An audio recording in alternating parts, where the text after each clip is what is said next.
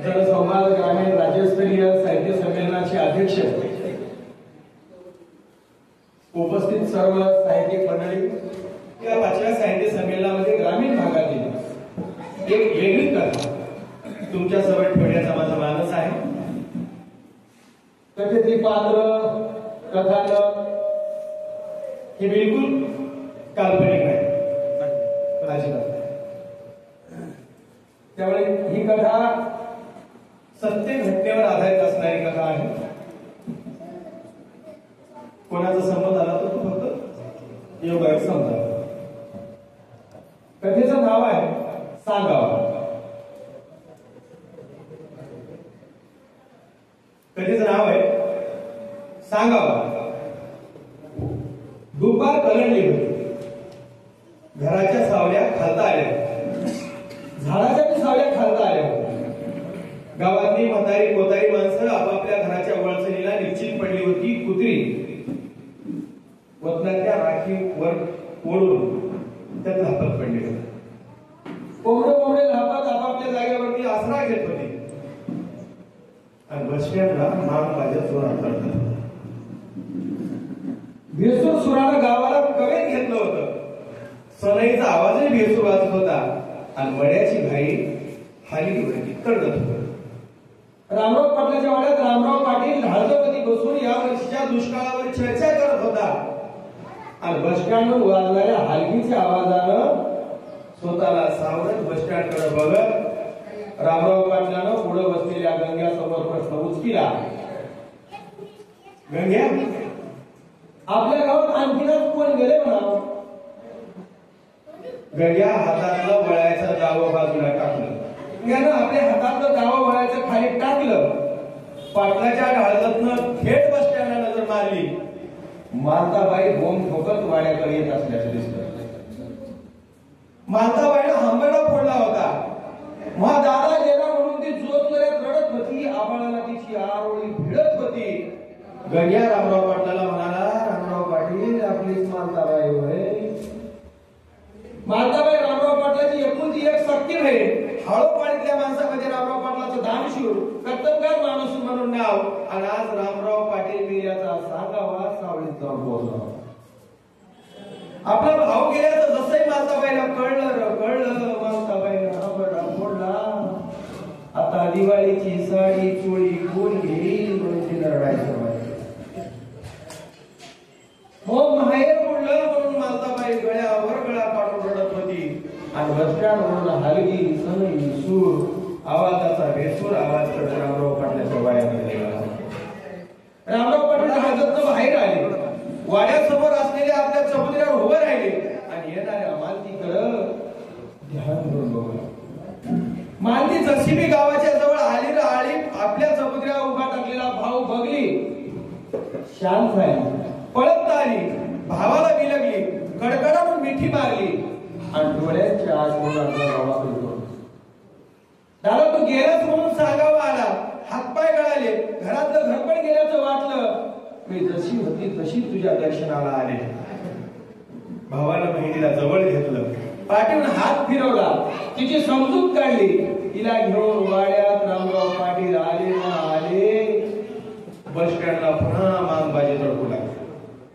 1 2 3 4 असे एका मागे एक मागबाजी तडकत होते. बँडबाजी तडकत होते. लोक रामराव पाटलाच्या वाड्याकडे येत होते. रडण्याचा पडण्याचा आक्रोश वाढत होता. गावाची शांतता आक्रोशात बदलत होती आणि रामराव पाटील पाटा पुढच्या चौकड्यावर उभा टाकून सगळा तमाशा बघत. संचापार होत आली. मातीची येळ झाली म्हणून गावगावच्या आळोपाळोवरची लोक गावामध्ये जागा धरत होते. संचाबाई रामराव पाटलाला सगळे आहे. गावामध्ये रामराव पाटील जिता आहे बघून अनेकाला बरं वाटलं होतं. मालताबाई आता शांत झाली होती, भावासंग बसली होती. पण रामराव पाटील मेल्याचा सांगावा कोण सांगलाय म्हणून रामराव पाटील चिंता घेतला. न मेलेल्या माणसाचा सांगावा गावोगाव गेला होता. गावोगावची लोक गावात येत होती. रामराव पाटील हैराण होता, गाव हैराण होतं, बायलेकी हैराण होत्या आणि मातीचा टाइम चुकायला नको म्हणून गावोगावची माणसं आणखी गावात येत होती. संध्याकाळ व्हायच्या आधी रामराव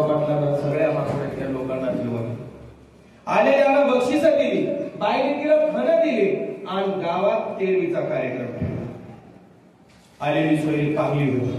रात्र झाली होती. रामराव पाटलाने गंग्याला बोलवलं. म्हणाला, गंग्या, याची देही याची डोळा मीच पाहिला माझ्या मरणाचा जिवंतपणी सोहळा. ज्यानं माझा सांगावा सांगला त्याला जरा शोध का. गंग्या रामराव पाटलाचा लई विश्वास मानला. गंग्यानं गावामध्ये आपली चौकशी सुरू केली. ओ सोयरे हो, अहो मी सांगायला होता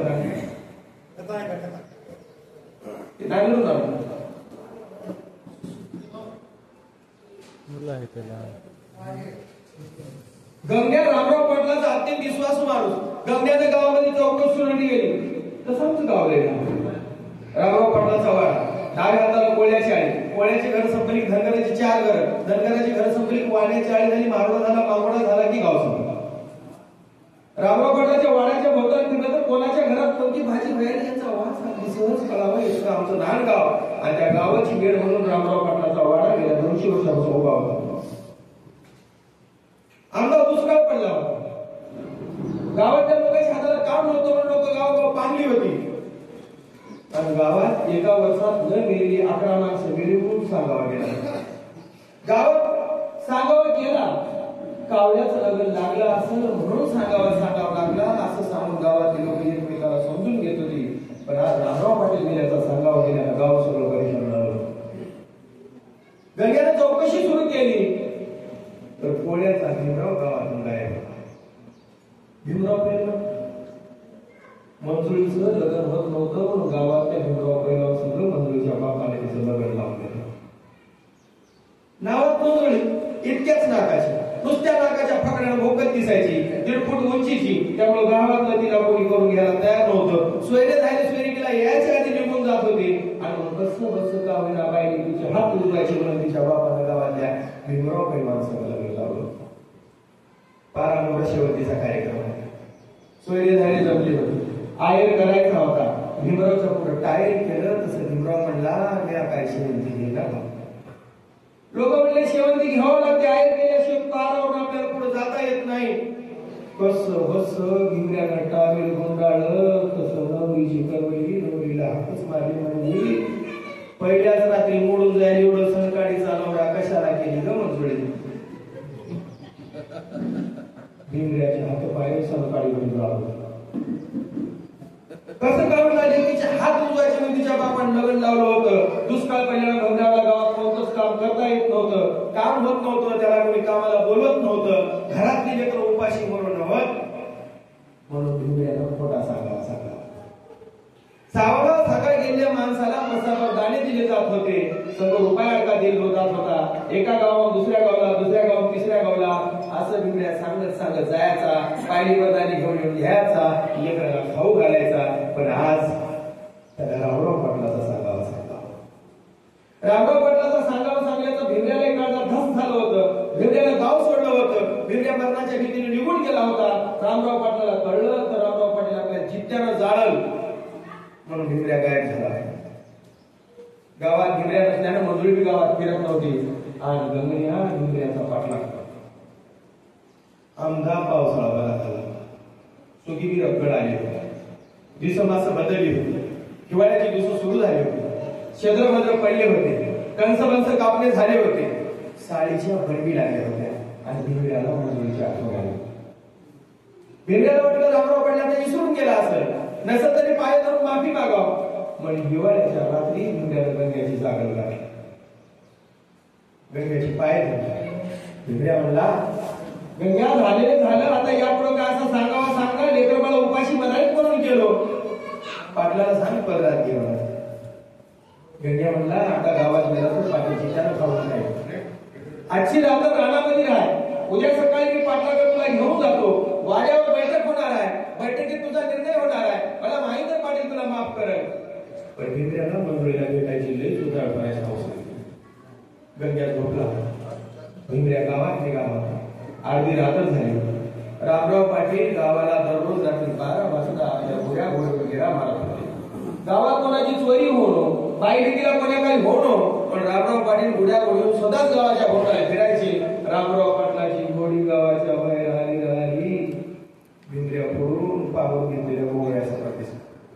जसाही भिमऱ्या पुढे दिसला, रामराव पाटलाला वाटलं स्वर आहे.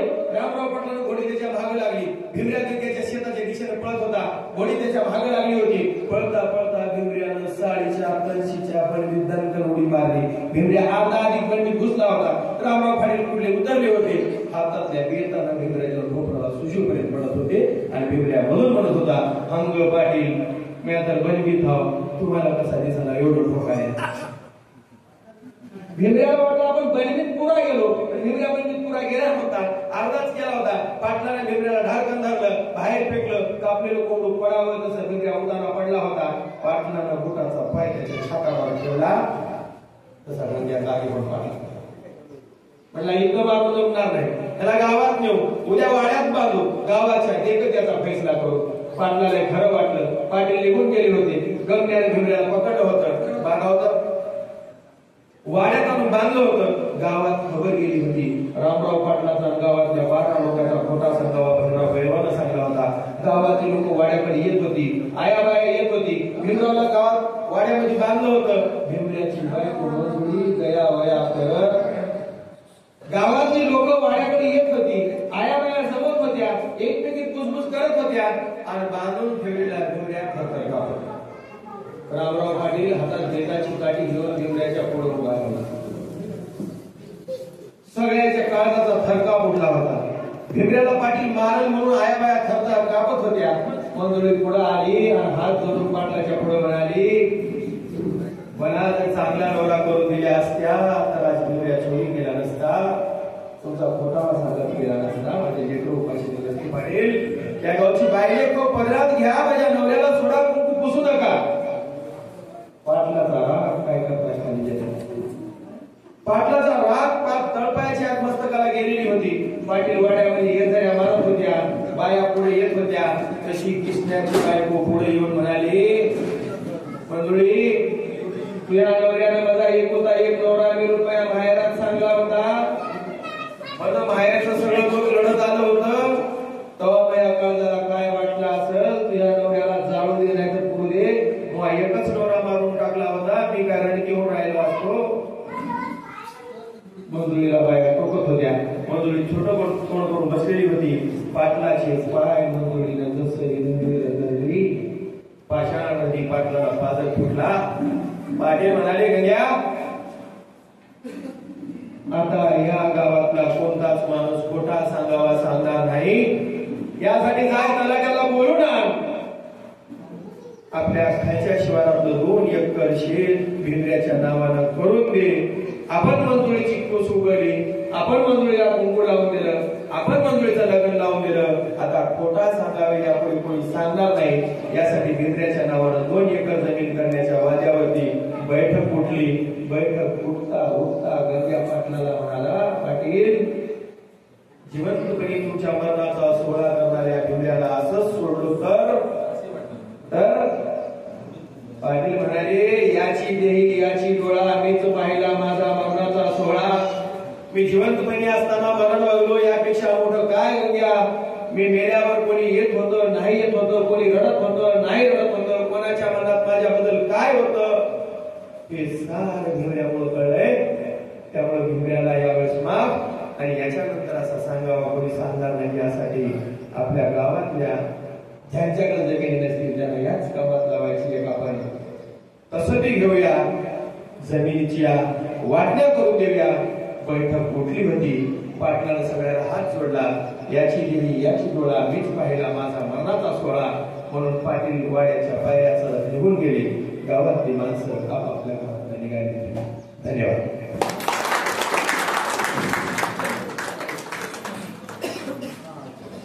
धन्यवाद सर. अत्यंत अस्सल ग्रामीण भागातली